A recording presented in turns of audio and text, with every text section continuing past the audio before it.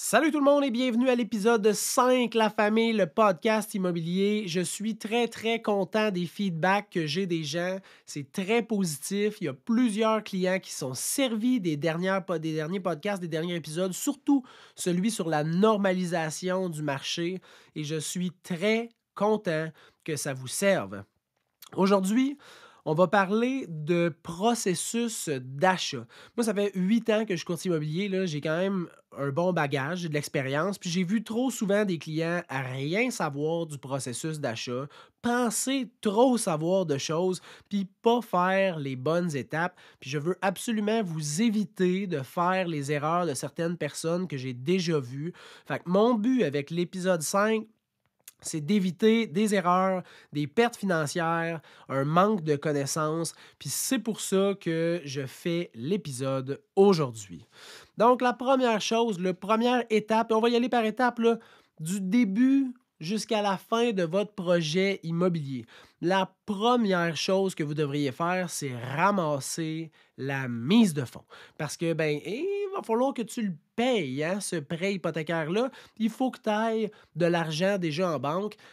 Si tu veux, puis là, ça, c'est pas mon domaine. Je ne suis pas courtier hypothécaire, mais si tu veux, tu peux utiliser des REER puis wrapper si c'est ta première maison, puis il y a d'autres critères. Donc, tu peux utiliser ce principe-là qui est vraiment avantageux. Hem, mais pour la mise de fonds, ultimement, il va te falloir entre 5 et plus. Fait que 5 c'est le minimum qu'il va te falloir pour pouvoir acquérir une propriété via un assureur prêt comme Sagen, Genworth, SCHL. Donc, ça va pouvoir te permettre de mettre seulement 5 de mise de fonds sur tout le montant de ton offre d'achat.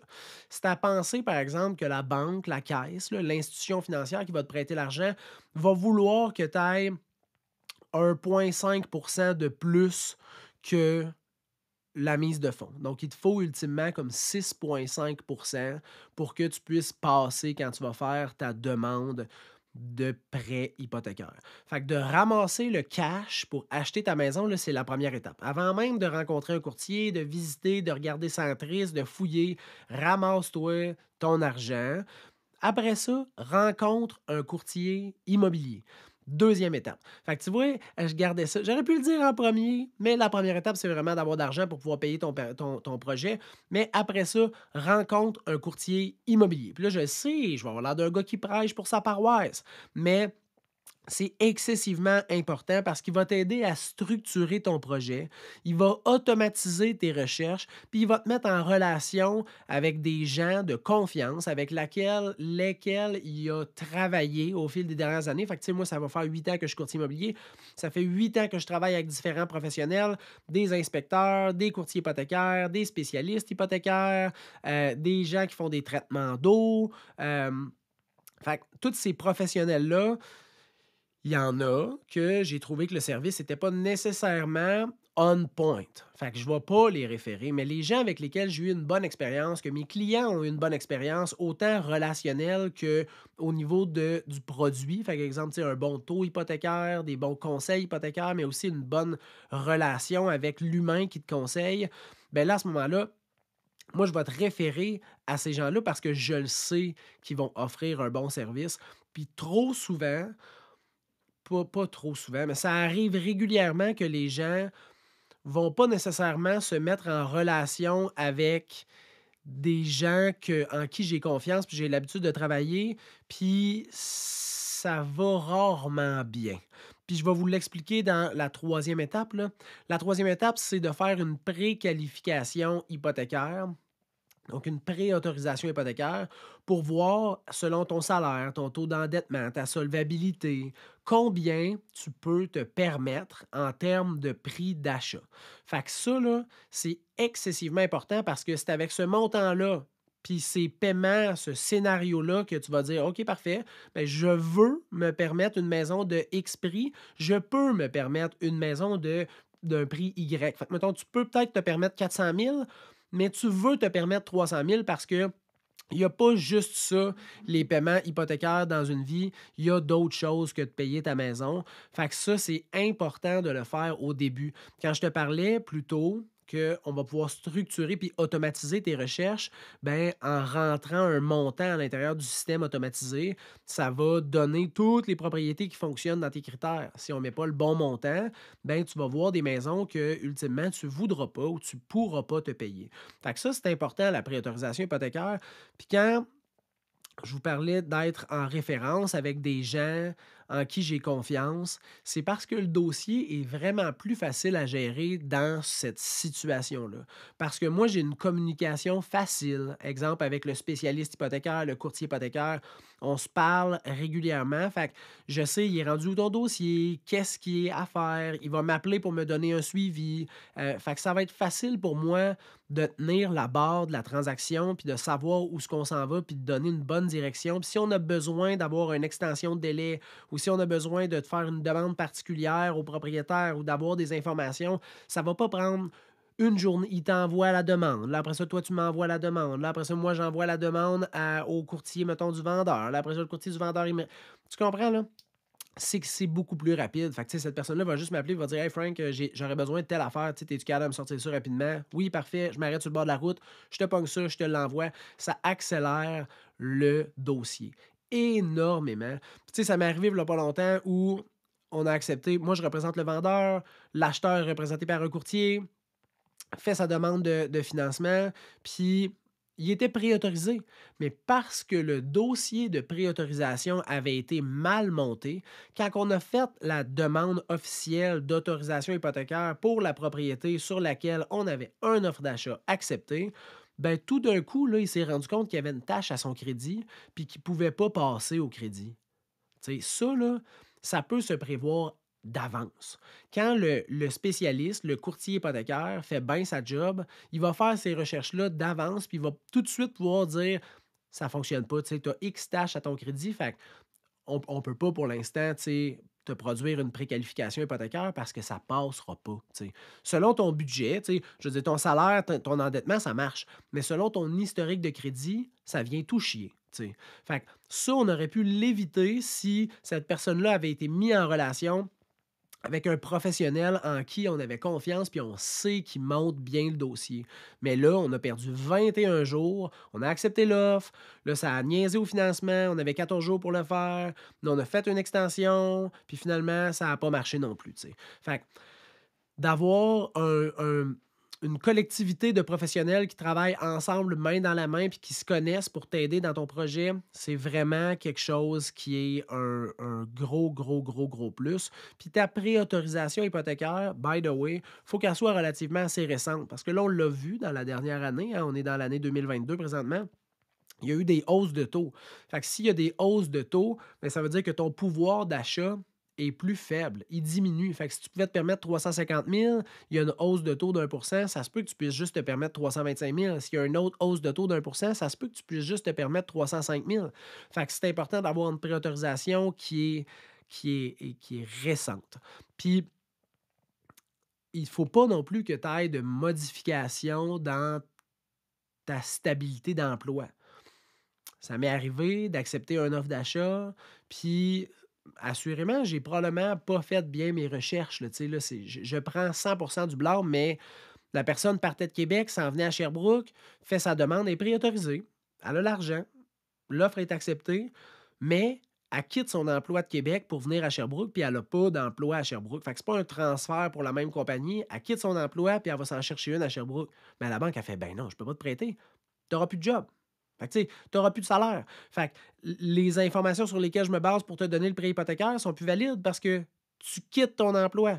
Fait que, tu sais, quitte pas ton emploi, achète-toi pas de bateau, tu sais, sors pas toutes tes REER pour aller à Las Vegas, là. Reste stable durant tes recherches. Ça va t'aider à garder la préautorisation valide pour quand tu vas trouver la bonne maison, que tu puisses déposer ton offre, puis tu es 100% safe que la banque, elle va autoriser le prêt parce que tu es béton, tu es préparé, tout a été bien fait.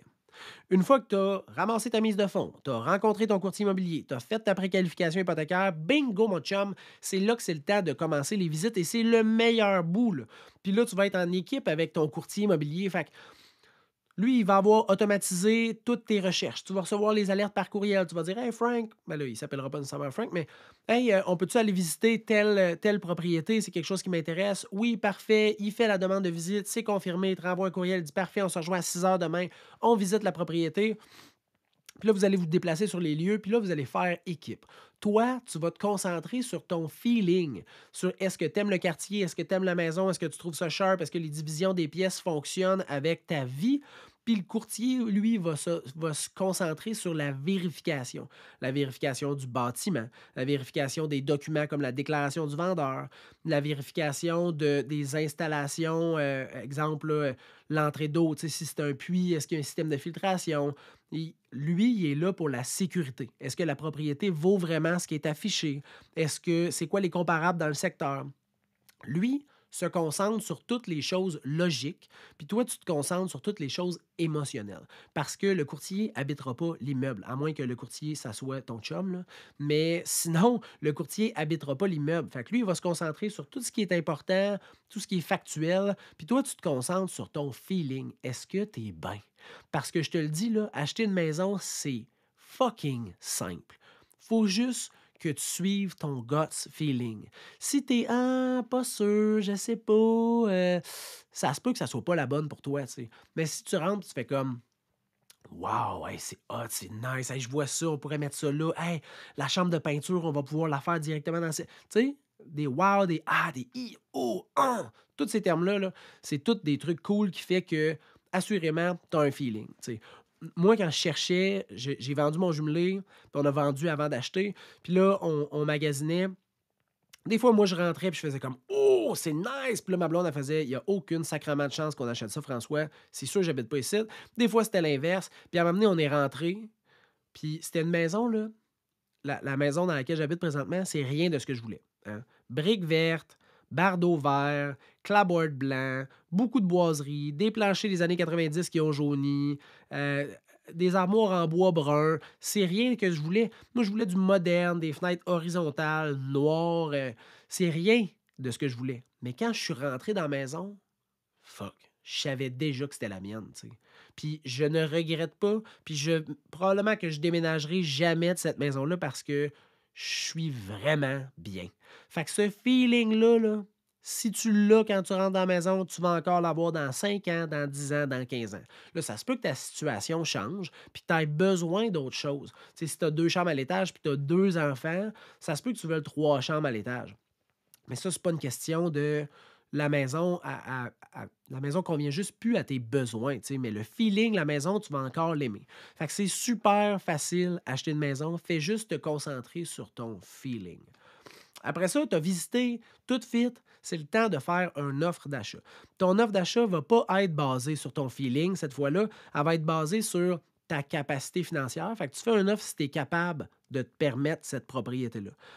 Elle va être basée sur la valeur réelle. Puis ça, c'est un point qui a été qui a sollicité beaucoup de débats sur mes vidéos TikTok parce que j'expliquais le prix affiché, c'est tel que tel. La valeur marchande, c'est ça qui est important. Fait que tu ne veux pas payer une maison plus cher que ce qu'elle vaut réellement sur le marché. Fait que même si elle est affichée à 200 000, mais elle en vaut 225, ça change quoi si tu payes 225 ou 230 000? Ça ne change rien parce qu'elle vaut ça. Fait que même si tu as payé plus cher que le prix affiché, c'est pas grave. Il y a des gens, des fois, qui me disent ouais, moi, je ne vais pas en surenchère. Ben, c'est correct de ne pas aller en surenchère au-dessus du prix que la maison elle vaut. Mais si tu vas en surenchère parce que la maison elle a été mise sur le marché à un plus faible prix pour avoir beaucoup de visites, puis que la maison elle vaut 30 000 de plus que ce qui est affiché, puis tu payes 32 000 de plus que ce qui est affiché parce que tu la veux, puis tu réussis à l'avoir, tu n'as pas payé trop cher, tu as payé le juste prix. Puis ça, c'est le courtier qui va pouvoir te faire ce travail-là.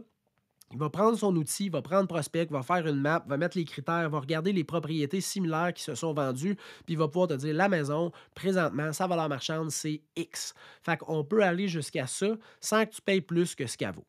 Après ça, ben, c'est la situation actuelle du marché, puis c'est important de le comprendre parce que si tu es dans un grand marché de vendeurs, ben, ça se peut que le prix de ton offre, va falloir que tu bonifies, là. Si on est dans un marché d'acheteurs, ben, ça te permet d'aller chercher une bonne négociation. Puis ça, ben, il faut l'avoir préparé, il faut qu'elle soit stratégique, il faut qu'elle soit mathématique. C'est pas une question de feeling, c'est une question de logique. Fait que ton offre est pas basée sur tes feelings, est basée sur ta capacité, est basée sur la valeur réelle, puis est basée aussi sur la situation actuelle du marché. Là, tu fais ton offre, puis là, ça, c'est le moment où les clients acheteurs, puis là, je sais, ça va avoir l'air sans dessin, puis anodin, mais les gens, ils se disent, ouais, là, on fait-tu l'inspection avant? Comment ça fonctionne pour l'hypothèque? Comment ça fonctionne pour l'offre d'achat? C'est une intention d'acheter à des conditions X. Une fois qu'il y a une entente entre un propriétaire et un acheteur, c'est là qu'on commence à réaliser les conditions. Puis là, ça peut être quoi les conditions que tu vas mettre à ton offre d'achat? Il y en a plusieurs, puis je pourrais faire un podcast juste sur les conditions, les délais usuels, comment réaliser ces conditions-là, quels sont les experts qui vont pouvoir t'aider, mais on va passer brièvement au travers d'une coupe de conditions. Premièrement, il y a l'inspection. L'inspection, là, c'est une très bonne chose de le faire. Le but, là, c'est de voir si l'immeuble est en santé, si l'immeuble est conforme aux normes de construction, mais c'est aussi d'essayer de déceler, y a-tu des affaires, puis là, on parle pas de vis cachés, là.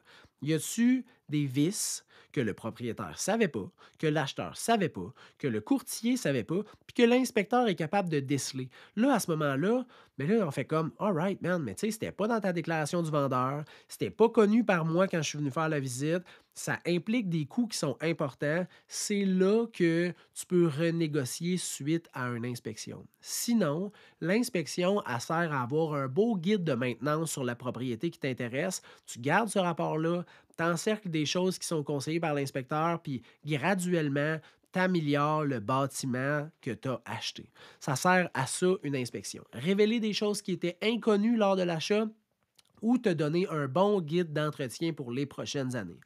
Après ça, comme condition, il y a le financement. Donc, il y a toujours une condition qui est reliée à l'argent. Même si tu payes cash, il va falloir que tu mettes une condition puis un délai pour prouver que tu as les fonds pour acquérir la propriété en argent comptant. Sinon, il va y avoir une conditionnelle de financement. Puis là, tu te donnes un délai pour demander à la banque un prêt hypothécaire pour cette propriété-là bien particulière. Puis là, des fois, les gens ils disent, ouais, mais je suis déjà préautorisé, je n'ai pas besoin de mettre de conditions de financement. Oui, tu es préautorisé pour ta condition à toi. Mais le financement, l'autorisation hypothécaire, c'est pour une propriété bien précise avec ses taxes municipales, son chauffage, la valeur de la propriété. Parce que ça se peut que la banque elle dise, ben non, la maison, elle ne vaut pas ça. Tu payes bien trop cher. Fait que c'est important de comprendre qu'il y a toujours une condition qui est reliée au financement. Si ta maison est en zone rurale, tu vas sûrement avoir un puits. Fait que je conseille de faire un test d'eau, de quantité d'eau, à savoir si ton puits a une bonne quantité d'eau et va être capable de subvenir à tes besoins de liquide, mais aussi de qualité d'eau pour voir s'il y a des problèmes dans l'eau, puis est-ce que ça peut venir affecter probablement ta santé ou ta tuyauterie ou bien des choses. Fait qu'il y a toujours, quand il y a un puits, un test d'eau, là, de qualité, de quantité d'eau, c'est une très, très, très bonne chose et c'est très sécuritaire de le faire. Et de toute façon, l'institution financière, pour te donner le prêt hypothécaire puis débourser, rendu au notaire, va demander un test d'eau qui est valide. De mémoire, c'est de moins de 3 mois. Si tu es en zone rurale aussi, tu risques d'avoir champ d'épuration, fosse septique. Fait que tu peux faire un test, fait que faire une expertise pour savoir si le champ d'épuration est encore bien fonctionnel. Puis tu peux aussi juste vérifier s'il n'y a pas des non-conformités qui ont été données, puis quand le système a été installé. Il y a aussi une conditionnelle de vente de maison que tu peux mettre. Fait que si tu es propriétaire d'une maison, que tu veux déménager puis acheter une nouvelle propriété, mais que tu ne peux pas te permettre un prêt hypothécaire pour la nouvelle maison si tu n'as pas vendu la tienne, bien, il va falloir que tu mettes cette condition-là à l'offre d'achat. Ça, c'est une condition qui, depuis la COVID, est vraiment moins à la mode. Puis, il y a des façons de pouvoir cheminer, même si tu ne peux pas te permettre une hypothèque sans avoir vendu ta maison. Et ça, je pourrais t'aider définitivement. Tu as juste à m'écrire à info@serviceimmobilier.ca. Serviceimmobilier.ca. Ça va me faire plaisir de t'aider.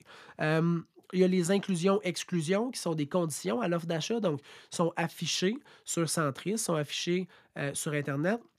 Mais si tu veux faire des modifications, fait que tu dis, ben moi, j'aimerais ça avoir la borne de voiture électrique, tu sais, que ça reste là parce que j'ai une voiture électrique, j'ai la même borne, puis ça m'éviterait de la réinstaller. Tu peux faire des changements dans les inclusions, exclusions, puis il y a toutes les dates, fait que date de prise de possession, date de moment chez le notaire. Ça aussi, c'est à l'intérieur des conditions. Fait qu'on fait un petit wrap-up, là, juste pour être sûr que vous me suivez. Tu ramasses ta mise de fonds, tu rencontres un courtier immobilier, il te met en relation avec quelqu'un qui va pouvoir te donner ta préqualification hypothécaire, tu commences tes visites, tu as un beau gros feeling, tu déposes une offre d'achat sur la propriété qui est basée sur ta capacité, la valeur réelle et la situation actuelle du marché. Tu mets les conditions qui sont importantes pour toi et qui sont sécuritaires pour ton investissement. Et par la suite, ben, tu t'en vas chez le notaire. Fait que 7 jours avant ta prise de possession, à ce moment-là, tu vas aller signer ton acte hypothécaire chez le notaire. Puis 7 jours après, normalement, tu vas aller chercher les clés et devenir propriétaire. Et là, bingo, félicitations, tu es propriétaire de ta nouvelle maison. Puis ce qui est le fun, c'est que si tu as suivi ces étapes-là, normalement, tu devrais avoir eu une expérience d'achat qui est vraiment, vraiment positive, sécuritaire, qui t'a pas apporté un lot d'anxiété intense. Puis tu vas être très, très fier de toi d'être devenu propriétaire parce qu'il n'y a rien de plus beau que de devenir propriétaire de sa propre maison. Puis ça prend un bout, une fois que tu prends possession, pour faire comme fuck, OK, c'est chez nous, là. C'est chez nous ici, ça m'appartient, c'est à moi. Ben oui, c'est à toi. Puis en plus de ça, tu l'as fait de la bonne façon. Si jamais tu as des questions, j'ai répété mon adresse, mais tu peux m'écrire au info@commercialserviceimmobilier.ca ou m'écrire sur tous les réseaux sociaux, TikTok, Instagram, Facebook, YouTube. Ça va me faire plaisir de t'aider. Je vous remercie 1000 fois d'écouter les épisodes de podcast. Je fais ça pour vous donner le plus d'informations possible sur l'immobilier, essayer de vous aider à avoir une transaction qui est sécuritaire, plus de connaissances, plus de confiance. Et à date, j'ai un super bon feedback de votre part. Donc, je vous remercie énormément. Vous venez d'écouter l'épisode numéro 5 de La Famille, le podcast immobilier. Je vous souhaite une très bonne journée et on se revoit pour l'épisode numéro 6.